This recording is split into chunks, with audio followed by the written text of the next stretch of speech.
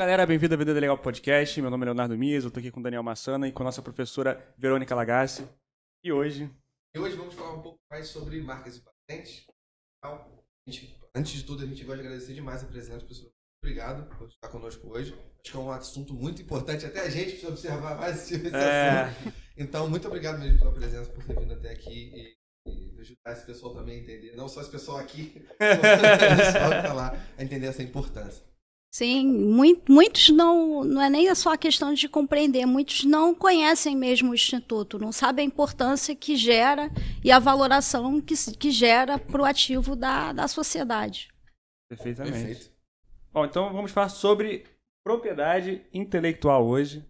Então, para começar, uma pergunta bem simples assim, para a gente realmente startar essa conversa. O que é propriedade intelectual e quais são suas principais características?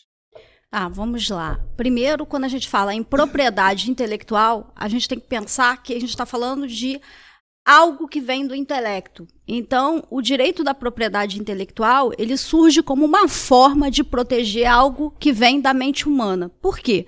Porque quando nós pensamos, criamos qualquer coisa, seja uma música, um desenho, uma imagem, algo que tem uma utilidade, enquanto está na nossa cabeça, ninguém pode se apropriar dessa nossa criação. A partir do momento que a gente externaliza, seja por escrito, seja verbalmente, a partir do momento que você externaliza, você propicia que qualquer um possa se apropriar dessa criação. Então, o direito da propriedade intelectual, ele surge como uma forma de proteção a essa criação. E aí, olha que interessante, né? Eu costumo dizer nas aulas que é o direito mais democrático que tem, porque ele é um direito universal. Quando a gente tem lá as aulas de filosofia, né, que a gente estuda Kant, que Kant fala de um direito universal, o direito da propriedade intelectual é o primeiro dos direitos que há um movimento no mundo inteiro para universalizar, para que os institutos que estejam dentro dele sejam comuns a qualquer país, justamente para quê? Para que cada qual consiga proteger as suas criações intelectuais. Uhum. E, para fechar a sua pergunta, quando a gente fala em direito da propriedade intelectual, a gente está falando de um grande guarda-chuva. Porque dentro desse guarda-chuva a gente tem o direito da propriedade intelectual estrito sensu, que a gente está falando do direito autoral e dos direitos conexos, né? Uhum. Que são as obras de artes, os livros, nada voltado para a questão da indústria e comércio, e sim, né, voltado para a questão de apreciação, de proteção, mas com uma visão mais, essa visão de proteção intelectual estrito sensu. Depois você sai do direito autoral, tem aí a lei de software, que também faz parte do direito autoral, mas tem uma lei específica que foi criada 1 ou 2 anos depois, justamente porque, na época, né, o legislador não se atentou que também seria uma forma de direito autoral, e aí a gente passou a ter uma lei específica para os programas de software.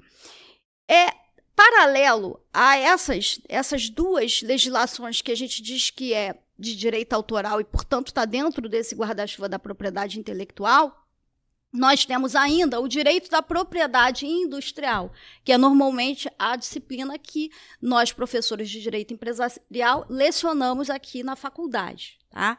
Que envolve todos os institutos da propriedade industrial voltados para a indústria e para o comércio. Então, eles estão voltados para a produção, muitas das vezes, em escala ou para, né, definir um produto ou um serviço no dado mercado de forma a individualizá-lo de outros que sejam similares. É para isso que eu tenho lá o Instituto da Marca, por exemplo. Ela serve não só para individualizar um produto ou um serviço, mas também até a própria figura do empresário. Então, é um instituto aí que tem várias finalidades. E, paralelo a esses dois sub-ramos do direito da propriedade intelectual, a gente ainda tem os sui generis, que é como se eu colocasse, né, 2 círculos e aí entre eles fizesse aquela linha tênue e que eles se encontram, entrelaçam. Perfeito. E aí a gente tem, né, os programas de circuito topográfico, que são as criações aí de chip e tudo mais, que estão protegidas também por uma legislação específica, os conhecimentos tradicionais, que o Brasil deveria ter um cuidado muito maior, e por aí vai. Então, na verdade, quando a gente fala no direito da propriedade intelectual, a gente está pegando tudo isso aí, porque todos esses direitos, eles de forma direta ou indireta, trabalham com as criações da mente humana. Pode ser de um único ser humano ou de uma coletividade, quando a gente fala, por exemplo, no conhecimento tradicional. Ok? Perfeito. Quando a gente fala em propriedade intelectual, vem na cabeça do pessoal normalmente marca. Propriedade industrial. Patente. Se você pudesse falar um pouco sobre essas categorias. Sim. Tá. Então, feita aí essa separação desses institutos, a gente vai lá para a Lei 9279 de 96, que é a lei que hoje regula, né, esses institutos aqui no nosso país, e que é fruto aí de tratados internacionais. O último deles, né, foi feito pela Organização Mundial da Propriedade Industrial. Essa lei, ela é fruto de uma das últimas reuniões que nós tivemos, salvo engano, foi no Uruguai, e essa lei ela vai vir na década de 90.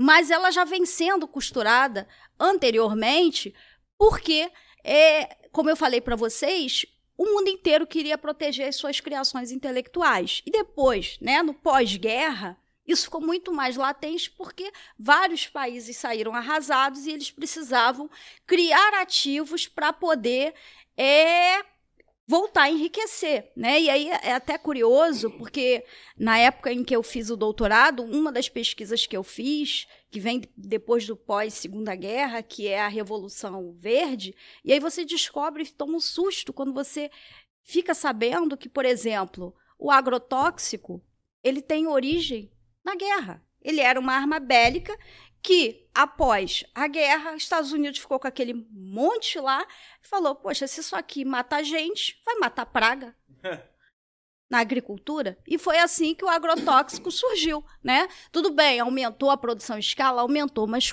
quantitativo de pessoas doentes com câncer e tantas outras doenças que não se ouvia falar até então e que passaram a surgir. Será que foi só porque a tecnologia médica também avançou ou porque passamos a consumir produtos com agrotóxico, coisa que a gente não consumia? Então, tem todas essas questões aí envolvidas e que perpassam aí pelo Instituto da Propriedade Industrial, tá? A propriedade industrial em si, como sub-ramo do direito da propriedade intelectual, ela, né, de um modo geral, qualquer que seja o instituto, vem do intelecto humano.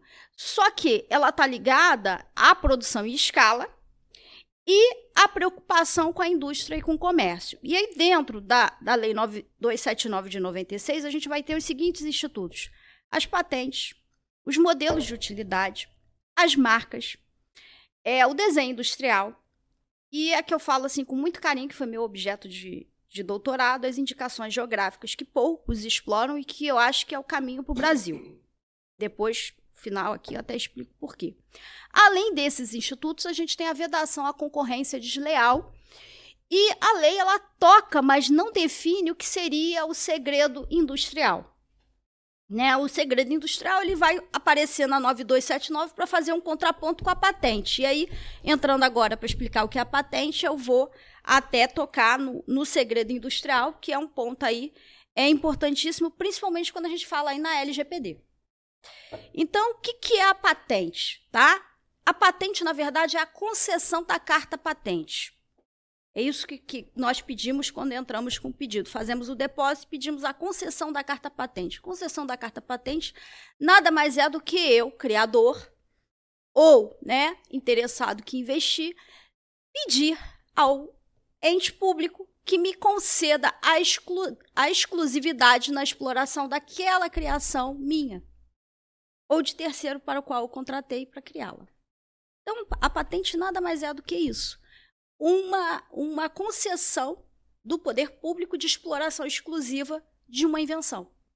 Essa invenção ela tem que ter, né, 3 requisitos básicos para que o INPI, que é o Instituto Nacional da Propriedade Industrial, aliás, com concurso público aberto, né, tem concurso agora, porque também a gente estava precisando, tem muito poucos servidores, tem que preencher pelo menos 3 requisitos: o da novidade, da aplicação né, industrial e da atividade inventiva, no sentido de que eu tenho que ter, né, algo inovador, algo que não seja conhecido, que você olha assim, isso aí é fácil, já só de ver eu já sei como fazer.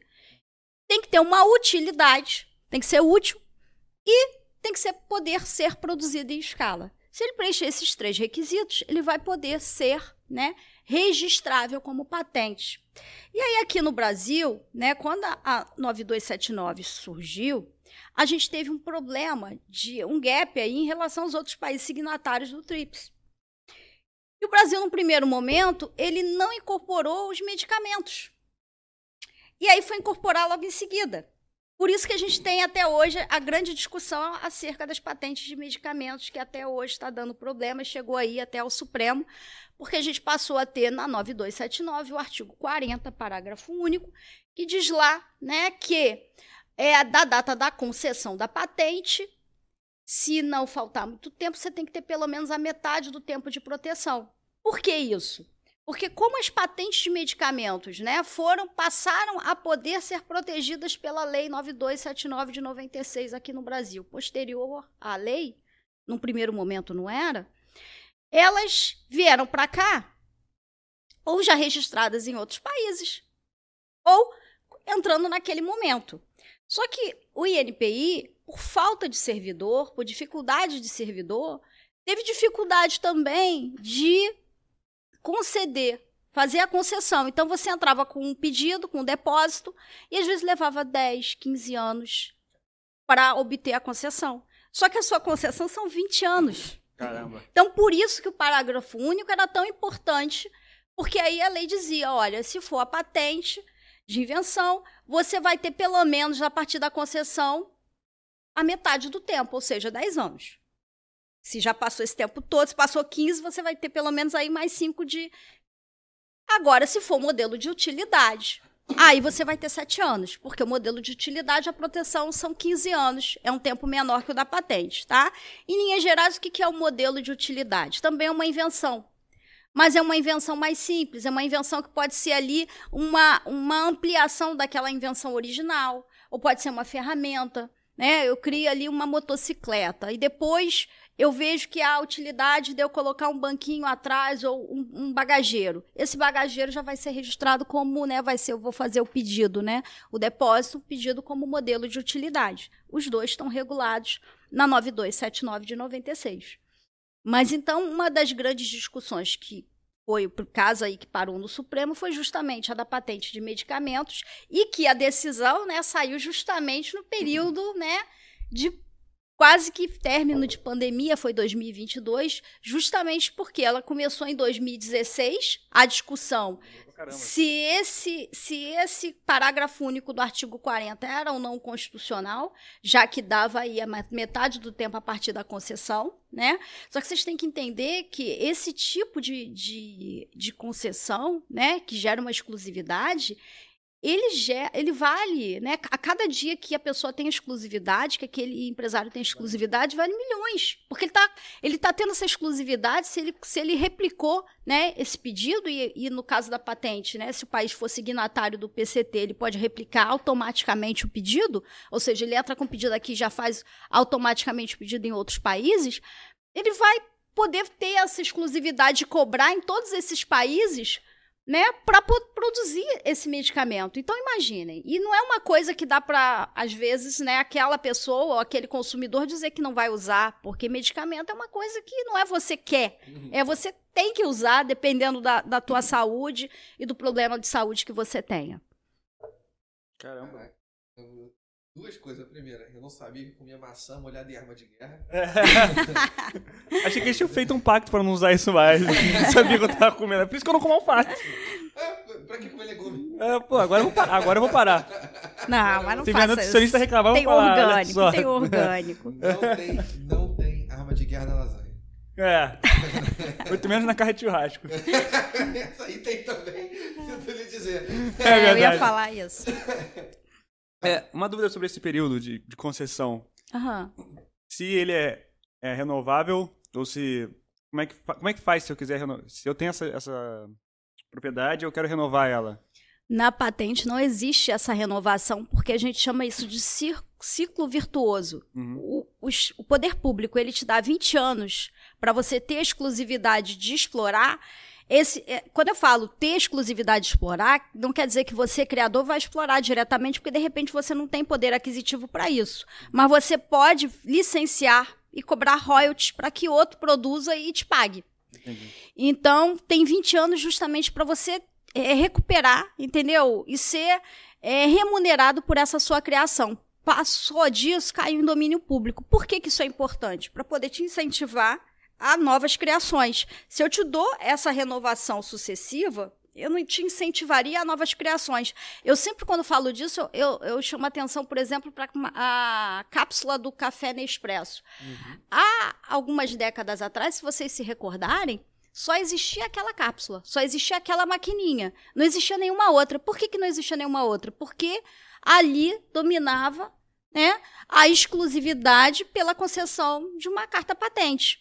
A partir do momento que essa carta patente, que esses 20 anos caiu em domínio público, várias maquininhas surgiram. E qual foi o lado positivo disso, que é o que o legislador quer, que é o que o poder público quer quando ele faz essa concessão? Ele popularizou as cápsulas, e hoje você compra a cápsula e a maquininha muito mais barato do que na época que só tinha, né, um determinado empresário que fazia que tinha essa exclusividade na produção e comercialização dessas cápsulas. E a variedade também. Sim. Aumentou Sim. Sabores. É essa a ideia. Sim. É essa a ideia. Mas aí, em contraponto, tá aí o iPhone lançando todo ano um diferente. Inclusive, eu vou comprar outro para descer. Aí, tá vendo? É porque é uma viajada total agora também, mas é porque eu tava pensando, se fosse prorrogável, nada impediria, sei lá, tipo, uma formação de um grupo de empresas que ficasse falando, ó, vou pegar agora cria tal coisa, depois eu crio tal coisa, e a gente fica meio que dominando o mercado por eternidade. É ruim, hein? Um só ia pegar e falar, pronto, é meu, acabou. Não sei se dividisse não ia ter. Política café com leite, né, das empresas. Não sei, isso. Cara. Voltando mais pro assunto principal, como que é a proteção? Essa renovação que você fez a pergunta só cabe na marca. Uhum. A marca, cada decênio, você renova. Isso foi, inclusive, o pulo do gato que a Walt Disney utilizou para poder proteger as figuras dos desenhos. Né? Algumas, pelo direito autoral, caíram em domínio público após aí um tempo de vida, né, do criador. Aqui no Brasil são 70 anos, contado do 1º de janeiro da morte do criador. Uhum. Então, aquele criador faleceu, né, que criou aquele desenho, a família ou quem ele tenha transferido aquele direito vai poder ficar explorando ainda por 70 anos, contado da morte dele. Mas depois que acontece isso, cai em domínio público. Por isso que, por exemplo, hoje a gente tem muito aí... Por que hoje a gente fala muito, né, no teatro, em obras de Shakespeare e outros mais? Porque foram autores que hoje já caíram em domínio público, então fica mais... Também? Oi? Vale pra música também? Sim, qualquer direito autoral. Aconteceu recentemente com o Ursinho Pooh. Ele caiu em domínio público. E porque a Walt Disney deu a bobeira de não registrar como marca. Aí porque se registrar como marca, aí ele vincula a proteção a um outro instituto que vai impedir aí de que terceiros possam fazer uso da imagem. Aí já usaram a imagem do ursinho pra... Não nada a ver. Ruim pra caramba. Fazer o quê? Já acabaram com a imagem do ursinho. Qual pode ser um conselho que você pode dar pra gente? Tô brincando. Pra empresários no geral que não preferem proteger os ativos de propriedade intelectual nesse momento, em função de gastos, e acabam empurrando com a barriga para frente. Pois é, eu quando atendo lá no escritório, é alguém que está querendo constituir uma pessoa jurídica, eu sempre falo que é uma tríade, tá? É o registro do contrato social, ou seja, dos atos constitutivos, mais a marca e mais, ainda tem mais um detalhe, o nome de domínio. As pessoas esquecem do nome de domínio e depois fica num desespero porque tem a marca, mas aí quando quer criar lá o site ou quer um e-mail com aquele, não consegue porque já tem o nome de domínio sendo explorado por terceiro. E são órgãos distintos e aí é uma celeuma tremenda que até hoje a gente tem aí ainda disputa para todos os lados. Eu tenho vários casos lá no escritório, inclusive, nesse sentido.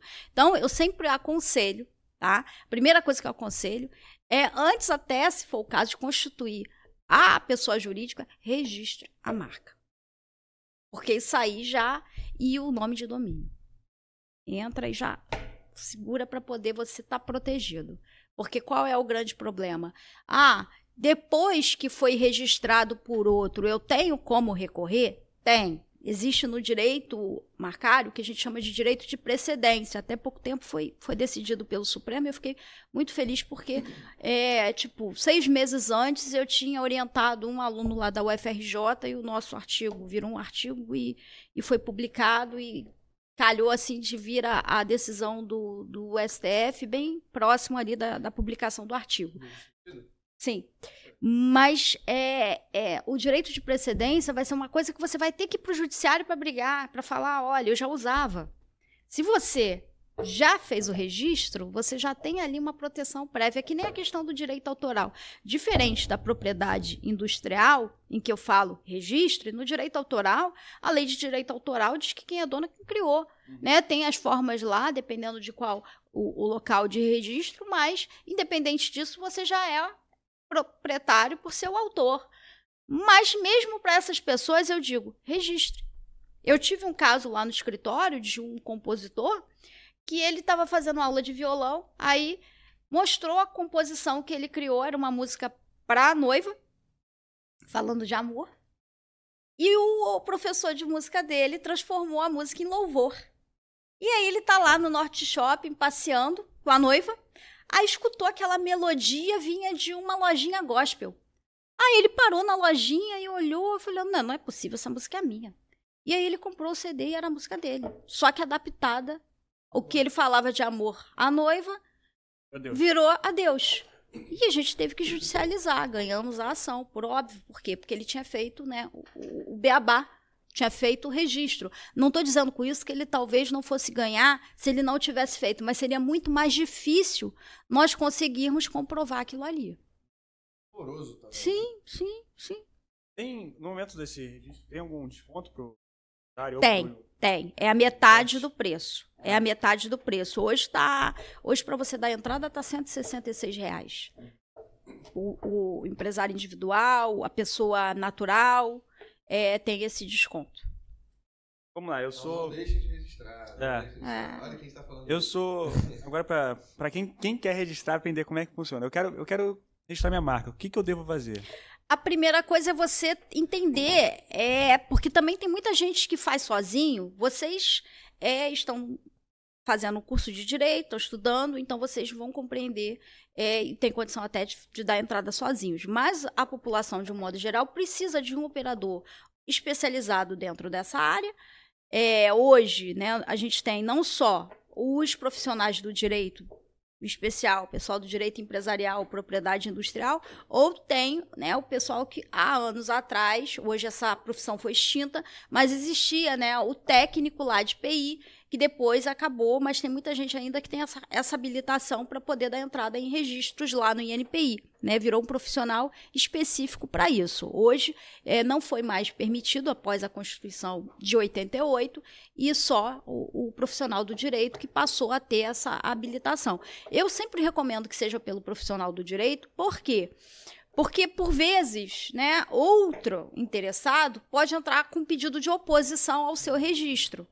E aí você não vai ter a expertise para poder fazer a defesa da oposição feita por terceiro ao seu pedido de registro. O que é a oposição? A oposição é alguém que já usa aquela marca ou que já tem registrado em outro segmento e quer impedir que você registre no seu. Porque isso também é uma coisa que as pessoas fazem confusão. Tá?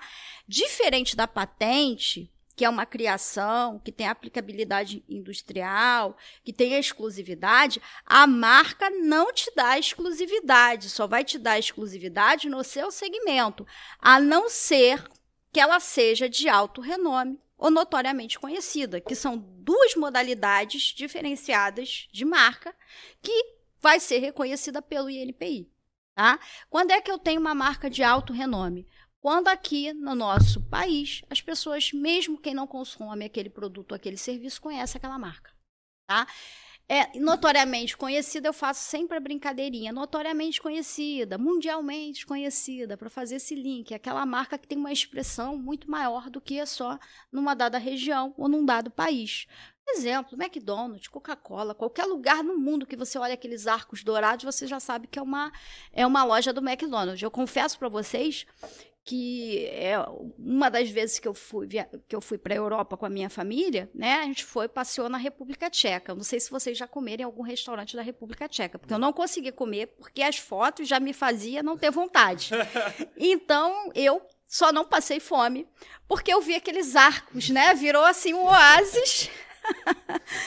O país é lindíssimo, mas confesso para vocês que mais bonito na hora da refeição foi ver os arcos dourados do McDonald's. Não é uma coisa saudável, mas em vista da forma como eles se alimentam, para mim, foi o melhor. Mas os hambúrgueres, a comida no McDonald's lá é muito diferente daqui? Não, é igual. Isso também é uma coisa interessante, né? Mas aí a gente não está falando da questão marcária, aí a gente está falando da questão do modelo de negócio e da adaptação desse modelo de negócio à cultura local. Porque, por exemplo, não dá para eu botar um McDonald's com carne bovina na Índia. Então, é óbvio que eles vão fazer a adaptação. É boi, é touro, pô. Pode comer. Você falou essa história, eu lembrei o meu irmão, ele tá morando em Singapura agora, e quando ele foi pra lá, ele teve que ficar um tempo na China. E nesses hotéis da China, nos hotéis de Singapura, que ele teve que ficar em quarentena, ele e a esposa dele, então, cara, ela é muito chata pra comida. Ela tem um paladar muito infantil. Então, assim, eles viveram à base de miojo e McDonald's. Nossa. Era terrível. Não, cara, lá em Singapura eles têm uma invenção que é terrível, que é um ovo que eles deixam, sei lá, 100 dias enterrado. E depois, eu já ouvi falar disso. E depois tentam comer aquilo. E entendem que é uma especiaria. O pior é isso. Não. E o meu irmão, ele é o cara, assim, que... Uma vez eu lembro disso.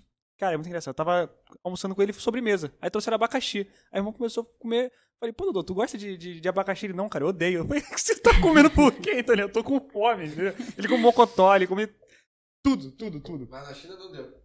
Na China ele não aguentou, não. Mas é engraçado que eu não sei o que fede mais. Esse ovo incendido aquele cheetos de bolinha. Eu acho que eu prefiro comer o ovo. Não, é muito ruim. Mas vamos lá. Eu tenho minha marca. Aonde que você registra essa marca? No INPI, Instituto Nacional de Propriedade Industrial.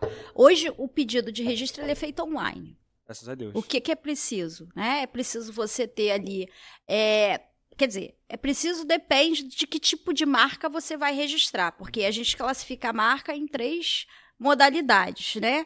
A marca nominativa, que é só o nome, a marca figurativa, que é só um desenho, e a marca mista, quando eu tenho um nome e um desenho. Por exemplo, Avenida Legal, vocês têm a figura e é um nome. Então, o registro tem que ser uma marca mista, tá? Além disso, a gente divide a marca em produto, serviço ou certificação.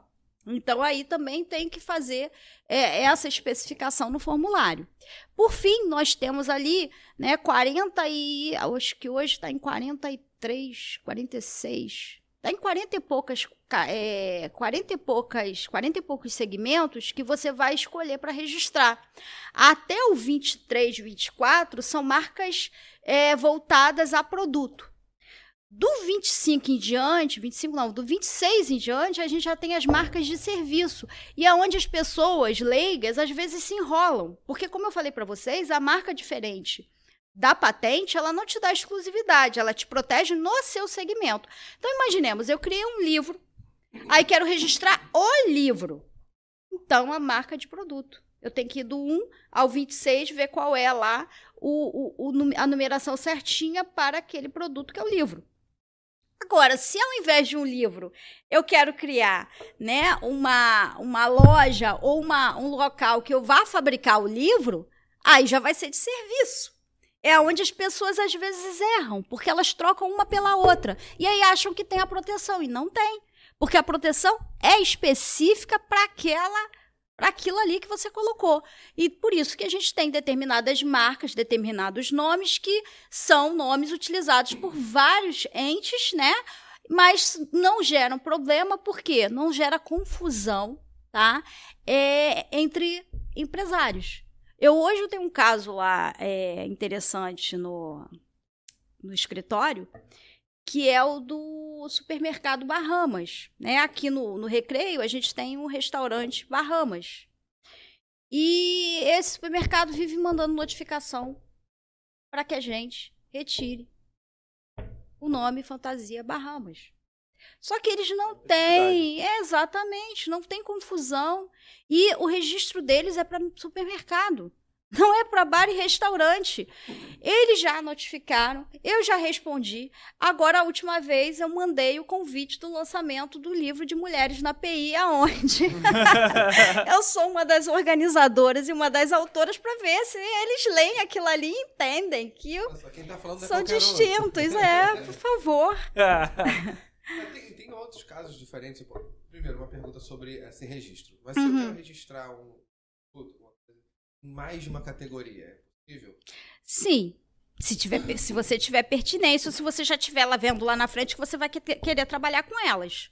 É possível. Aí você passa a ter, entendeu? Essa proteção, que é o que muitos não entendem. Se eu quero proteger em vários segmentos, eu tenho que registrar em vários segmentos. Agora, não dá para eu registrar no segmento de serviços, de prestação de serviços de supermercado, e depois querer a proteção no de bar e restaurante. A não ser que a minha marca fosse reconhecida como de alto renome, que não é o caso. É uma marca local. Se fosse uma marca conhecida, aí ok. Outra coisa sobre esse alto renome, mais especificamente o efeito contrário. São alguns produtos que o nome acaba sendo ligado ao bem. Por exemplo, o cotonete, o velcro. Aí o que a gente chama é a degenerescência marcária, né? Ela perde a sua essência a partir do momento que eu confundo um produto específico com aquela nomenclatura. E aí a gente tem a degenerescência e muitos, né, começaram até a fazer um trabalho para poder isso mudar. Né? Foi o caso, a Gillette tentou fazer isso, as Havaianas fez muito esse trabalho para poder regenerar uma marca que tinha degenerado. Aqui no Brasil, esse instituto é curioso porque, por exemplo, ele impediu durante muito tempo que, né, a gente tivesse o registro da champanhe e do Prosecco, né? São duas indicações geográficas, mas que eram utilizadas aqui como nome do produto. Então, meio que ficou uma degenerescência, só que aí de indicações. E hoje a gente, pelo trabalho que o Brasil fez em indicações geográficas, né, de ter aí o Vale dos Vinhedos produzindo vinhos maravilhosos, ele começou a se preocupar, não, ele tem que respeitar a indicação alheia para que respeitem a minha. Então, com isso, hoje a gente tem esses registros no INPI. Aí é curioso que vocês vão olhar lá, o registro dessas indicações são muito mais recentes do que deveria ser, já que elas são muito mais antigas, mas por conta disso, porque você pode ter esse movimento do mesmo jeito que você tem a degenerescência, que é quando a marca, né, passa a ser confundida com o produto em si, você tem a regenerescência quando aquele empresário se toca e faz um trabalho para as pessoas se conscientizarem que aquele produto tem similares no mercado, aquele nome específico para aquele produto daquele empresário.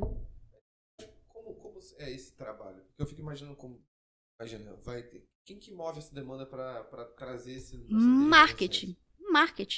Você tem que contratar um marketing e fazer várias propagandas sobre o produto. Eu vi até que a Velcro fez até música. Sim, eles fizeram vários desses, fizeram essas propagandas justamente para isso. Isso é muito complicado. Imagina, sim, é difícil. É tão forte. Você engole o mercado e seu produto passa a ser o padrão, né? Pois é, e aí é que é o problema, né? Porque aí também ele é o padrão, mas ele fica aquela marca fica um pouquinho enfraquecida. Sim. Existe alguma coisa que essa proteção da propriedade intelectual não alcança? Por exemplo, o slogan. O McDonald's tem eu amo muito tudo isso. Os jingles, os slogans. Isso. Não é que ela não alcance. O problema é que a gente tem aqui no Brasil determinadas classificações marcárias que não são reconhecidas ainda pelo INPI, mas a gente está tendo aí um avanço. Não sei se vocês ouviram falar, mas, por exemplo, recentemente o INPI editou uma resolução que passou a admitir o registro de marcário de marca de posição. O que é uma marca de posição? São as listrinhas da Adidas, aquela etiquetinha no bolso traseiro da Levi's, que só de você olhar aquilo você já sabe que é daquela calça jeans, é daquela marca. Então, o solado vermelho do Lobotan, e aí por que eu entrei no solado vermelho do Lobotan? Porque aí depois que eles baixaram essa resolução, o Lobotan tentou registrar aqui o solado vermelho como marca e eles negaram. Aí, conclusão, estamos com a judicialização disso e acompanhando isso de pertinho, porque foi uma situação que foi um contrassenso total. Então, essa questão dos jingles, né, como o Plim Plim da Globo, ou aquela musiquinha, né, quando acontece alguma coisa que a Globo coloca como... Eu esqueci agora o termo que eles... Suspense, isso, de suspense, exatamente. Esses aqui não são, no nosso país, não são registráveis, mas isso não quer dizer que em outras legislações em outros países não sejam. Por exemplo, a Inglaterra, ela passou... há algum tempo atrás, a permitir a marca olfativa. O que é a marca olfativa? Quando você passa, por exemplo, em frente às lojas da Melissa no shopping, você sente o cheiro da sandália, aquele plástico da sandália. É fácil, né, de identificar. Então, isso a gente chamaria de marca olfativa se a gente registrasse aqui no Brasil, mas aqui não é registrável. Mas em outros países é. Então, a gente tem ainda algumas classificações marcárias que o nosso INPI ainda não reconhece como possível de ser registrável. Os jingles, o que eles podem, o que a gente às vezes orienta é você registrar a frase, mas não é esse chamamento. No caso das olfativas, da identidade visual, a gente trabalha isso aqui no Brasil, né, e foi importado aí de outros países como 3DRES, que é o conjunto imagem. E aí você tem a proteção, mas não pelo INPI. Você tem a proteção pela via judicial, mas essa proteção ela vai se dar porque você está infringindo a concorrência desleal. Lembram que quando eu falei da propriedade industrial, que ela se dividia, e o último instituto que eu falei para vocês era a concorrência desleal? Então, a vedação à concorrência desleal faz com que eu não possa caracterizar, né, a minha loja exatamente igualzinha, né, às disposições, por exemplo, de um McDonald's, porque senão eu posso levar o público consumidor a erro, achar que está comendo no McDonald's sem estar. Aconteceu muito isso com loja de comida mesmo, né? Sim. Só copiando literalmente todas as cores, as disposições das lojas, coisas do tipo, aí botava uma palavra ou outra. O McDonald's até registrou Mac também, né? Lá em São Paulo acho que é Mac. O Outback teve agora, que todo mundo pergunta do Outback, mas o Outback permitiu. Mas se não tivesse permitido? Aí eles poderiam entrar com uma ação para que o Outback se abstivesse. Normalmente, na prática, o que a gente faz? A gente primeiro manda uma notificação. Olha só, você está infringindo o meu direito à propriedade industrial. Para por aí. E aí, se não para, aí você entra, você judicializa. Uma coisa interessante que eu vejo muito produtor de conteúdo tendo esse problema. Principalmente no YouTube, coisa do tipo. O pessoal pega uma musiquinha rápida de algum filme, coisa do tipo, mas nem é com a função de se promover com aquilo. Só para ilustrar alguma coisa. E só mostrar uma imagem ou tocar uma música, vídeo, já toma uma punição por isso. Mas aí tá errado, dependendo do tempo. Eu já fiz muito parecer pro pessoal da Unirio, né, que lá tem o mestrado em música, né, e aí eles criavam várias coisas dentro do mestrado e por vezes eles tinham receio de apresentar aquilo como dissertação e ferir direito autoral musical. E aí muitos me procuravam para poder eu fazer o parecer dizendo se aquilo ali feria ou não, para eles estarem ali respaldados. A gente tem na própria lei de direito autoral, né, a possibilidade de você usar até 10%. Então, você tem ali um tempo. Se a música dura, sei lá, 60 minutos, você pode pegar ali 10% daquilo e fazer uso. O problema é que, às vezes, a pessoa não sabe ou não usa esse mínimo. Ainda há muito desconhecimento, né, do direito autoral como um todo. E aí gera esse problema, que às vezes a pessoa foi penalizada por ela desconhecer que ela poderia usar esse argumento, né, e pelo nosso poder judiciário, de um modo geral, também não está especializado. A gente tem muita diferença, né?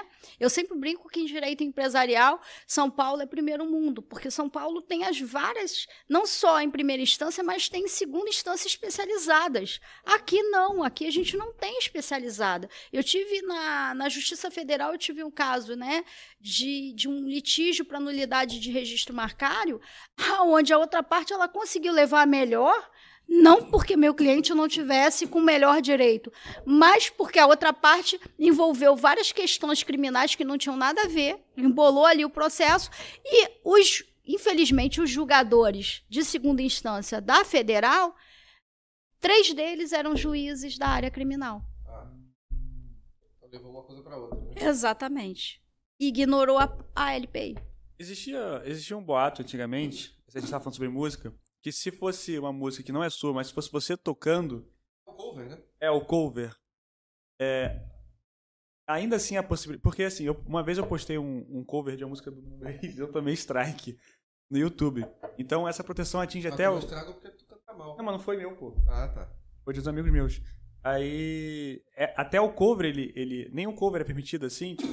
Ele tem que ter autorização. Agora, o que você chama... Você tem que pensar o seguinte, tá? Quando a gente fala em direito autoral, a gente tem o direito autoral e a gente tem os direitos conexos. Uhum. O Nando Reis, quando ele faz uma música, e ele passa, vou botar aqui, você tá a cantora que eu amava, amo ainda, tenho CDs dela, Cássia Eller. Quando a Cássia Eller canta uma música do Nando Reis, né, ela é detentora dos direitos conexos. Então, quando vai lá, né, o ECAD, para poder fazer a divisão dos royalties daquela música tocada, né, uma parte vai para quem cantou a música, ou quem instrumentalizou a música, a outra parte vai pelo direito autoral da criação musical. Para você fazer o cover, você teria aí, a partir da realização da sua gravação, ou você está cantando ao vivo, você teria o teu direito conexo. Só que para você ter esse direito conexo, você tem que ter autorização de quem criou a música, do compositor. Você só não vai precisar disso se aquela canção caiu em domínio público. Quando é que ela vai cair em domínio público? Quando aquela pessoa que criou faleceu e já passou 70 anos. 1º de janeiro, a contar de 1º de janeiro do ano subsequente ao falecimento. Caramba, então cancelou os shows, hein, não? Só sei os do Nando Reis, não tem mais nada que eu sei. Mas muita gente não desconhece isso. Me desconhece também, então não vai denunciar pra ninguém. Não, eu amo, assim, essas questões, porque embora eu seja advogada da área de empresarial, eu faço muito inventário por conta desses direitos que as pessoas se enrolam, não sabem fazer o inventário, porque tem esses direitos para serem discutidos e para serem valorados. Como é a valoração de uma música, por exemplo, uma marca dessa? Você vai ter que ter vai ter que ter a perícia, vai ver lá quanto ela é tocada, o quanto que ela é, quantas pessoas querem essa autorização, que aí por vezes a pessoa cobra royalties para licenciar. Então você tem tudo isso. Eu gosto muito de cover. Quando a música eu acho maneira, eu gosto de ver ela cantada de outras formas por outras pessoas. Mas tem alguns covers, acho que nem deviam pagar para poder tocar. Me dá vontade de voltar para o original de todo mundo. Não, mas de qualquer forma está disseminando, né? Está disseminando. Sim. Eu até entendo que deveria haver um incentivo até para o cover, porque ele está disseminando aquela música, que é o que por vezes acontece no direito da moda. Por que por vezes, né, uma marca ela não entra com nenhuma medida penal para poder lá atacar, né, o camelô que está ali com aqueles produtos que são, na verdade, né, é uma contrafação? Porque para ela aquilo ali está disseminando a marca dela.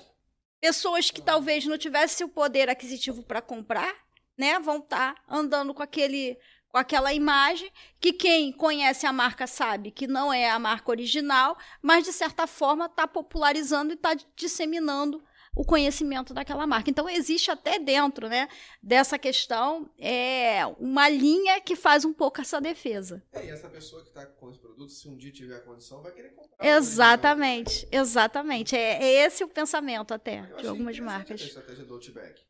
Porque o Outback, por mais que cópia até de é bem diferente. Eu acho que nem é cópia, porque parece que o Outback ele tem participação no negócio. Ah, tem. Já faria mais sentido. E a comida, o sabor da comida é bem diferente. Perto de onde eu moro tem um Outback. E eu gosto muito do Outback. Então eu já fui para provar o Outback e bem tipo. Eu não gostei não. Eu acho que ele quis seguir a linha do que a gente tem, por exemplo, com a Copenhagen Acho que é Copenhague Cacau. e o Cacau Show. Tem uma dessas duas que é da própria Copenhague, entendeu? Que seria uma segunda linha, justamente para poder agregar um público que não conseguiria comprar ali. E eu acho que o Altbeco é nesse sentido. E fora, né, que ele causou uma irreverência, pelo menos nas minhas aulas sempre tem essa pergunta. O Leonardo, que foi quem deu empresário pra gente, falou sobre marca, ele criou o exemplo pra ele. Ele falou assim, tem o Altbeco e tal, vocês sabem o que é o Altbeco? Eu mostrei imagem e tudo. Porque o Outback ele cresceu do nada, né? Sim, porque teve essa força trazida pela associação ao Outback. Mostra isso também. Eu gosto desse tipo de coisa, porque a gente sempre vê esse monte de litígio em relação à marca. Quando a gente vê uma marca que ela se garante tanto, que ela permite a outras abarcarem ali o tema, a gente... Maneiro, isso é interessante. Mas aí tem que tomar cuidado para não ter essa questão da degenerescência, né? Porque senão aí você cai naquela vala comum e aí acaba que qual o papel da marca? É te diferenciar no mercado. Sim. Se tem vários parecidos, já começa a diferenciação Tem que ter muito cuidado. Tem que ter esse cuidado, porque a grande preocupação do legislador, né, no Instituto Marcário, é a proteção justamente do consumidor, dele não estar indo num lugar acreditando estar comprando um produto ou contratando um serviço, acreditando que é de um dado empresário e na realidade é de outro. Qual foi a última alteração legislativa, ou pelo menos alteração de interpretação, que você acha que é mais essencial, assim, quando se fala de propriedade intelectual? Não digo que é alteração, eu digo assim, que nós tivemos aí novas resoluções do INPI, eu acho que isso foi muito importante. Essa que eu falei da marca de posição, embora tenha tido aí um revés, que ninguém da área entendeu porque que quando chegou o Lobotan eles recusaram o registro como marca de posição, mas eu acho que o INPI ele tem feito aí um esforço muito grande, né, para aprimorar, né, as resoluções com base na Lei 9279 de 96.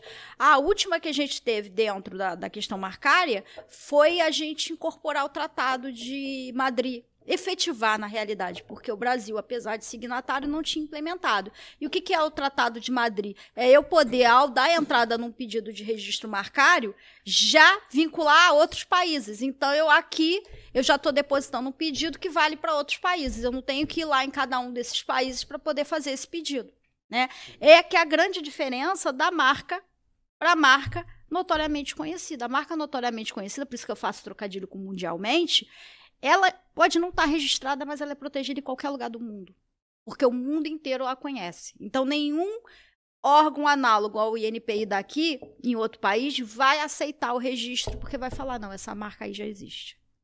Diferente, né, da marca comum. Então, um caso parecido com aquele do iPhone aqui no Brasil, né?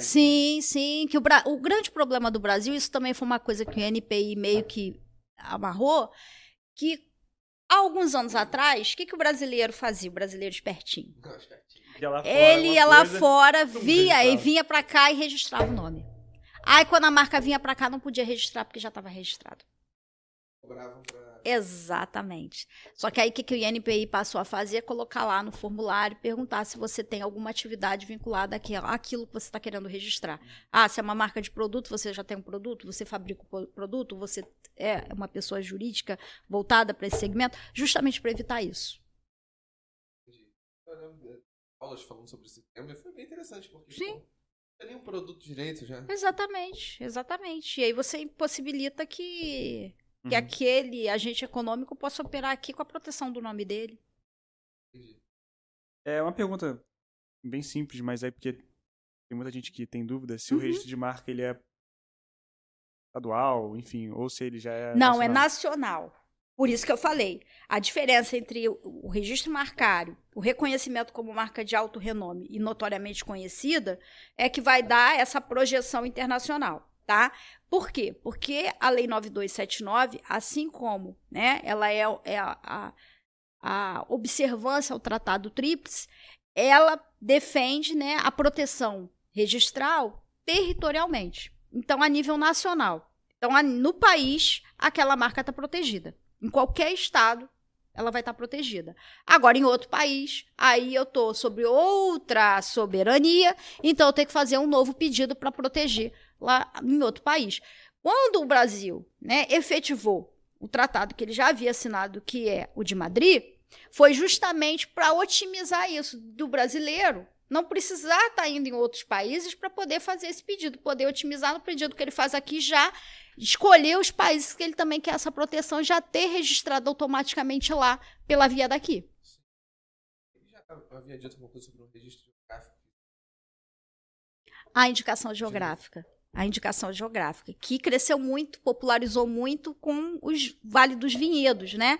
E é interessante, porque foi o meu tema de doutorado, e sempre que eu falava, que me perguntava, tá fazendo doutorado em quê? Qual o seu tema? Aí eu dizia indicação geográfica. Aí a pessoa não sabia, e era triste porque era da área jurídica. Ou então, é a do vinho. Aí eu olhava assim, meu Deus, só sabe do vinho. Quando é um instituto que, assim, é tão antigo que a Bíblia cita, né? O cedro de não sei da onde, os vinhos de Corinto, a indicação geográfica... Batata de Marechal. Batata de Marechal pode ser uma indicação geográfica. A gente brinca, mas é. Olha, cachorro quente de... Como é que é o nome lá de São Paulo? Cachorro quente de purê de batata do lugar famoso lá. Acho que porque a indicação geográfica, diferente da marca, ela vincula a região a um dado lugar geográfico a um produto ou um serviço que ficou famoso por ser produzido ali. Então, isso dá uma valoração, agrega um valor muito grande. Você brincou com a batata de Marechal, mas poderia ser, assim como eu sempre falei, da questão lá da lingerie de Friburgo. Que poderia ser, e eu acho uma pena, uma grande pena, porque o nosso político não sabe, mas poxa, a própria prefeitura poderia, por via de decreto, determinar que era uma indicação geográfica. Nós tivemos isso com a cachaça, né? E que era engraçado, porque no primeiro momento eu achava que tinha sido o Lula que tinha feito a cachaça com indicação geográfica. E aí até que um belo dia eu baixei a lei para falar lá, né, na aula, aí eu li. Gente, foi o Fernando Henrique, eu passei a vida inteira pensando que era o Lula. Descobriram o Fernando Henrique, descobriram. Mas é uma indicação geográfica brasileira, ou seja, só quem pode usar para aguardente o termo cachaça é o Brasil. Porque é uma indicação do Brasil. Olha que legal. Somos os verdadeiros cachaceiros. Que orgulho. O Brasil é um país da cachaça. Quando a gente fala aí, a gente pode falar também na abertura de franquias. Como é que se dá esse processo de abertura de franquia? Sim, a franquia é um modelo de negócio, né? É um modelo de negócio em que uma das coisas que otimiza essa criação do modelo de negócio é justamente, né, você criar um trade dress ou a marca, né? Embora a lei hoje que trate de franquia até fale nos outros institutos do direito da propriedade industrial, basicamente são esses dois. Porque se a gente for falar dos outros, a patente até dá para usar. Mas se for falar, por exemplo, da indicação geográfica, você vai ficar limitado àquela região. Porque a indicação ela exige que você vincule a qualidade ou a fama do produto àquela região, né? Você vai ter a denominação de origem quando você tem o meio ambiente contribuindo para que aquele produto tenha um sabor ímpar ou uma qualidade ímpar, e você vai ter, né, a indicação de procedência quando ele só tem fama. Muitos não sabem, mas a primeira indicação geográfica que a gente teve no Brasil não foi nem a de vinho, foi de arroz. Um arroz no Rio Grande do Sul que tinha um quantitativo muito maior de complexo B. Então, ele conseguiu ser reconhecido como uma denominação de origem. Por quê? Porque naquela região, ao ser produzido ali, ele agregava esse percentual maior de complexo B. Então, aí vira uma denominação de origem e não uma indicação de procedência, tá? Posso registrar os dois? Posso. Normalmente, as pessoas começam com a indicação de procedência por conta da fama e depois descobrem que aquela fama não foi à toa, foi porque aquele produto tem uma qualidade ímpar por conta de alguma coisa da natureza daquela localidade. E aí você passa a entrar com pedido também como denominação. Agora, voltando para a sua questão aí da franquia. A franquia, né, uma das coisas que o contrato de franquia envolve é justamente o licenciamento da marca, o licenciamento marcário. Por quê? Porque a franquia ela deveria, né? É uma das críticas que eu também faço. A franquia ela deveria surgir quando? Quando eu, montei um negócio. Meu negócio fez um sucesso estrondoso, vi que é bacana a forma como eu concatenei tudo aquilo, fiz o registro marcário, criei uma identidade visual, uma sistemática para aquela produção em escala, e aí quero expandir isso territorialmente, né? Mas sem gastar o meu dinheiro, pelo contrário, ganhando dinheiro alheio. Então, o que eu faço? Eu começo a vender, a negociar esse modelo de negócio. Então, na verdade, a franquia é isso. É eu licenciar a marca e passar para o outro o meu modelo de negócio, amarrando ali no tempo e dizendo o que ele pode ou não fazer. Para quê? Para que ele não descaracterize o meu modelo de negócio, porque ele está usando aquilo. E por que é interessante para o terceiro, muitas vezes, franquear-se? Porque muitas vezes você quer empreender, mas você tem medo. A marca já está consolidada. Exatamente. E o modelo de negócio já consolidado. Porque não é só a marca, né? Se eu vou me franquear ao McDonald's, eu só posso comprar dos fornecedores que o McDonald's indica. Eu só posso fazer a obra com o arquiteto que o McDonald's determina. Eu só posso comprar uma mobília com o fornecedor que o McDonald's determina, estabelece. Então, é óbvio, né, que o franqueador ele leva em cada uma desses contratos um percentual. Então, é um negócio da China. Qual é o problema que eu vejo hoje nas franquias? Tá?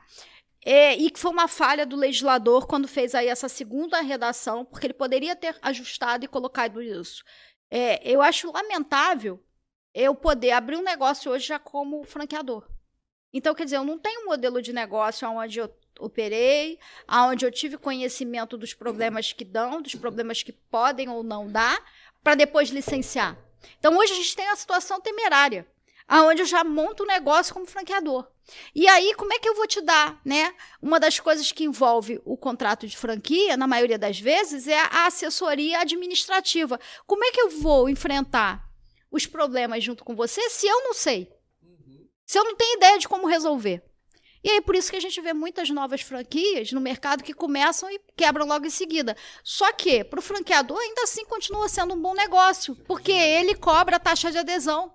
Ele recebe, além de um percentual sobre as vendas todo mês, ele cobra o licenciamento mensal da marca, ele cobra fundo promocional para fazer a publicidade daquela franquia que é dele, então está fazendo para você e para todos os outros, e ele cobra a taxa de adesão. Isso quando não outras coisas mais. Então, para ele sempre vai ser vantajoso, mesmo quando aquela franquia não dure muito tempo. Mas para o franqueado tem que ter um cuidado muito grande. Você falou disso, a gente lembra, a gente estava conversando off, umas outras marcas, empresas que elas nascem, expandem de uma forma absurda. Você vê uma loja, daqui a pouco você vê 20, daqui a pouco você vê 40, 50, daqui a pouco morreu. Sim, quebra. Porque é esse efeito, porque não tem um preparo. Sim. Não teve essa organização. Não surgiu de um negócio que está ali há alguns anos sendo trabalhado e, de repente, por que até hoje uma das franquias que mais fazem sucesso foi a primeira que a gente conheceu, que foi o McDonald's? Porque o modelo de negócio foi, de fato, criado por eles e explorado durante muito tempo por eles. Então, de fato, eles criaram um modelo de negócio e passaram um modelo de negócio e um know-how. Hoje, a gente não tem nesses franqueadores novos know-how. Eles não têm. Principalmente nessa questão de alimentação, que é muito complexa, envolve muita coisa. Professora, encaminhando para o fim do episódio, a gente tem o costume de perguntar para o convidado como ele começou no direito. Às vezes tem pessoa que vem da engenharia, vem de história. Como é que foi o seu início de carreira, assim dizendo, no direito, até chegar e ser professora? Bom, o meu início de carreira no direito foi, eu queria no primeiro momento, né, fazer psicologia. Aí. Eu já era casada e meu marido, não, Deus me livre, uma mulher que vai querer me analisar todos os dias. Aí fui fazer o direito e dei graças a Deus, porque quando fui estudar psicologia jurídica vi que não era a minha praia. Mas aí a docência ela vai surgir na faculdade e vai ser uma coisa que lembra a minha infância, porque eu botava as bonecas, né? Era engraçado que eu botava as minhas bonecas e dava aula para as minhas bonecas. E depois as bonecas viraram meus irmãos, porque eu sou a irmã mais velha da família.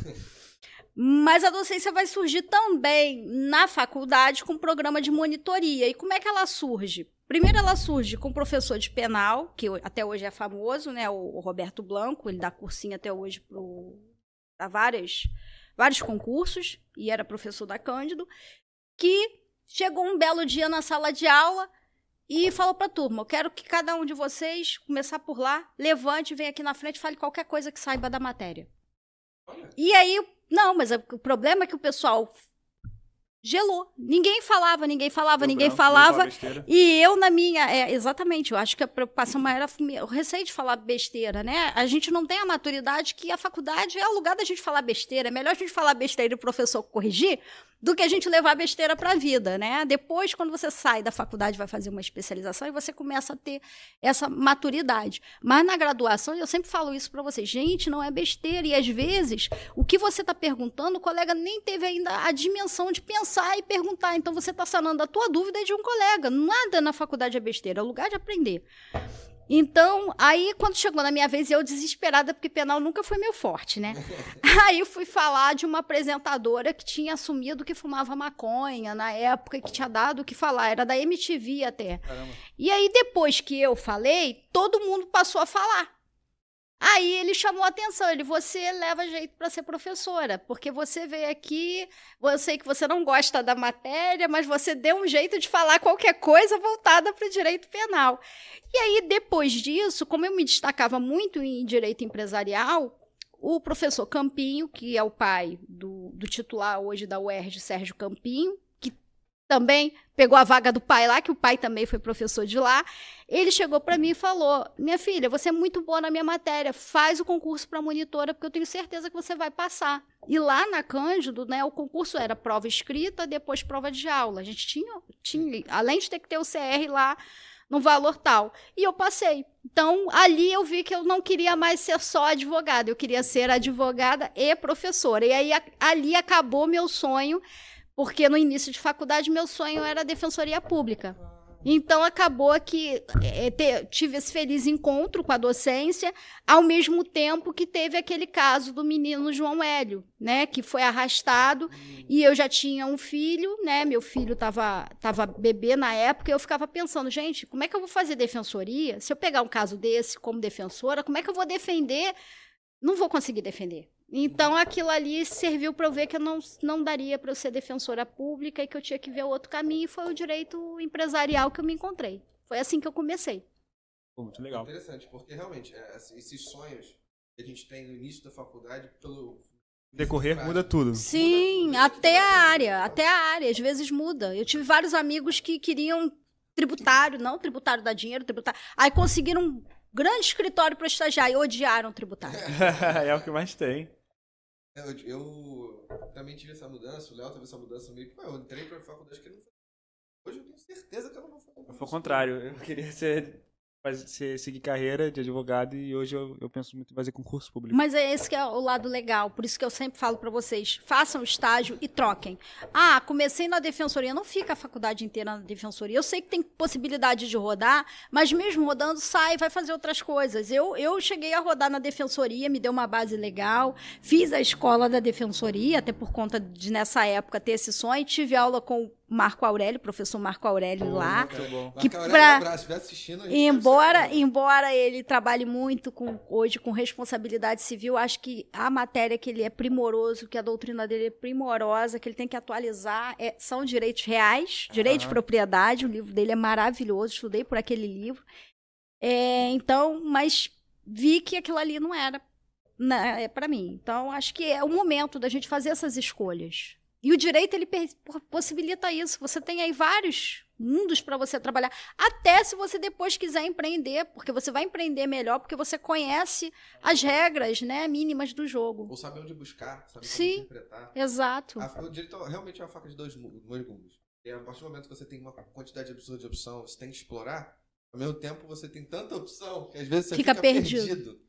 E exatamente por conseguir um estágio num lugar, um outro e tal, não conseguir explorar tudo, eu vejo muita gente chegando a esse fim já. E agora, será que eu fui nos lugares certos? Será que ainda falta? Tem que tentar. Tem. Porque às vezes você nem sabe que você gosta mais de uma outra coisa que você não passou, não viu, não conheceu. Sim. É um quesito bem interessante. Outra pergunta que a gente sempre faz também, agora para encerrar de vez, é se você pudesse dar um conselho para quem está começando direito agora, ou quem quer fazer a faculdade de Direito. Isso. O conselho que eu dou é, ao ingressar na faculdade de Direito, procure na faculdade grupo de pesquisa. E se não tiver, procure o lugar que tenha. Por quê? Porque quando você começa a participar de grupo de pesquisa, e o melhor é no início da faculdade, porque depois do 5º, 6º período você já começa a correr atrás de estágio, e aí já começa a se enrolar que aí tem estágio, tem daqui a pouco TCC, tem exame de OAB, e você já não tem mais tempo. Mas se você já atua em grupo de pesquisa, você aprende a pesquisar, você começa a aprender a redigir um resumo, você começa, por vezes, a redigir artigo. Eu tenho, né, a honra e o orgulho de dizer que eu tive uma aluna, né, que me acompanhou desde comercial 1, a Vanessa, acho que ela só fez uma matéria com a Carla, os outros períodos todos foi empresarial comigo, e hoje ela está fazendo mestrado também comigo, orientando lá no Profinit, que é um mestrado em propriedade industrial. E ela ela conseguiu ser aprovada justamente porque ela, desde o início, ficou em grupo de pesquisa no nosso grupo, e ela foi publicando, e quando ela foi fazer o TCC aqui na faculdade, para ela não tinha mistério, porque ela já sabia tudo, porque ela viu no período inicial, que é quando vocês têm um tempo maior para fazer isso. E isso aproxima vocês mais do direito, porque agora o IBMEC mudou um pouco a grade, então ficou até, a meu ver, um pouco mais interessante para os alunos que entram. Mas era um problema muito grande de todas as faculdades, e aí eu falo de todas, porque todas tinham essa grade meio que truncada, de colocar disciplinas, né, que a gente chama de propedêuticas no início da faculdade, tipo filosofia jurídica, sociologia, que ainda não havia uma maturidade do estudante de direito entender por que da importância daquela disciplina no curso. E indo essas disciplinas para o final, você já tem uma maturidade maior para entender que você utiliza muitas vezes aquilo ali no direito penal, principalmente, em outras disciplinas. Então, isso faz com que o estudante de direito não desanime logo de cara. Então, o conselho que eu daria seria esse. E o segundo, corra atrás de estágio.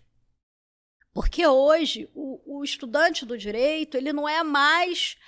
como a gente dizia na nossa época, o office boy ou a office girl de luxo, que é só levar a petição pro TJ e entregar. Exatamente. Mas aí você tem que saber pesquisar melhor. Sim. Porque hoje você tem uma gama de possibilidades de pesquisa que você pode fazer. Tanto que tem determinados escritórios que você tem até centros de pesquisa, biblioteca e tudo mais, para que determinados profissionais do direito fiquem ali só criando tese. Então, se você já sabe pesquisar, já fez isso ao longo da faculdade, você está na frente na hora de fazer uma entrevista para um escritório grande desses. Eu gostaria de ter participado de grupos de pesquisa, porque no 3º período de faculdade eu já comecei a estagiar. E já fica mais difícil. E já não fica... Fiquei enchendo o saco dele a faculdade toda. Mas como é que eu vou fazer, cara? Eu tava estagiando. Segundo já tava te perturbando. Não, segundo preguiçoso. primeiro período ninguém estuda. Mas é verdade. Esse é o erro. Aí eu ia ter 3º, 4º e 5º ainda pra fazer o pesquisa. Tá ficando maluco? Tu lembra do segundo período? Não, a gente estudava, mas, ninguém estuda no geral. Desespero. Incentiva mesmo, pô. A gente tinha professor Carrasco, primeiro Crisma, que era a prova dele era primeiro período. Então no primeiro a gente já estudava. Mais perdido que... O segundo foi... foi a Fernanda, segundo, pô. Foi a matéria mais difícil que eu fiz na faculdade, foi direito com a Fernanda. Também, foi muito difícil.